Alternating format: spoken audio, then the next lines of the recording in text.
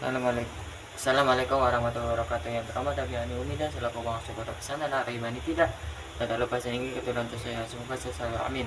Senang mempersaksikan tentang pelajaran akidah akhlak. Materi ini tentang Asmaul Husna Al-Ghafur. Dan untuk ini adalah untuk persyaratan ujian KPR, yaitu Al-Ghafur artinya pengampun. Jadi ini adalah menutupi kesalahan hamba dan menghapus dosa-dosa seperti kesempatan untuk bertobat, bahaya dan tidak putus asa dan rahmat Allah.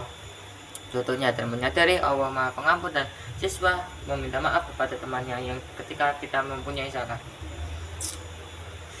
Hubungan iman kepada malaikat dengan sikap disiplin. Keimanan kepada malaikat, terutama malaikat tercatat amal dan rokit dan atid, menumbuhkan kesadaran bahwa perbuatan selalu diawasi. Kesadaran ini mendorong individu menjaga ketertiban, mematuhi aturan serta menghindari perilaku dan melanggar norma. Dan ada seorang pelajar yang mengerjakan tugas tepat waktu meskipun guru tidak mengawasi, karena ia yakin amal perbuatan itu selalu dicatat. Kemudian berakhlak ketika adalah kewajiban berakhlak kepada diri sendiri. Manusia itu mempunyai akal diri sendiri untuk tubuh, jiwa, dan potensi yang dimiliki merupakan amanah Allah. Akhlak adalah mendorong seorang menjaga kesehatan, kehormatan, dan kemampuan berpikir agar dapat menjalankan peran yang hamba dan khalifah di bumi. Sampaikan akhlak kepada diri berarti menyalahi amanah yang merusak keseimbangan hidup. Contoh mengatur waktu istirahat dan cukup agar tubuh tidak sakit dan tidak belajar dengan baik.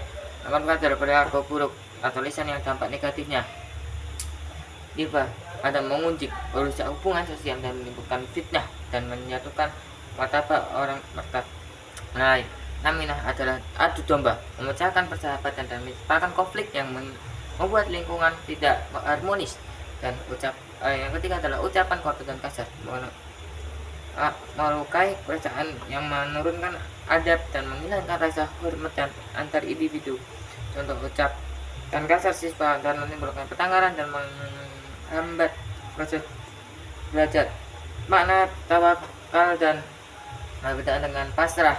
Tawakal adalah berserah diri kepada Allah yang setelah melakukan untuk usaha kemaksiatan yang sesuai syariat. Tawakal menyatukan ikhtiar dan kebergantungan kepada Allah dan kedua adalah pasrah tanpa usaha yang menyerahkan hasil yang melakukan ikhtiar, sehingga bertentangan dengan ajaran Islam yang memerintahkan kerja dan perencanaan. Contoh terbaca dengan sungguh sebelum ujian. Dan cara menumbuhkan rasa syukur di lingkungan sekolah, dan contohnya syukur adalah tumbuh melalui kesadaran atas nikmat Allah serta pemanfaatan nikmat itu untuk kebaikan.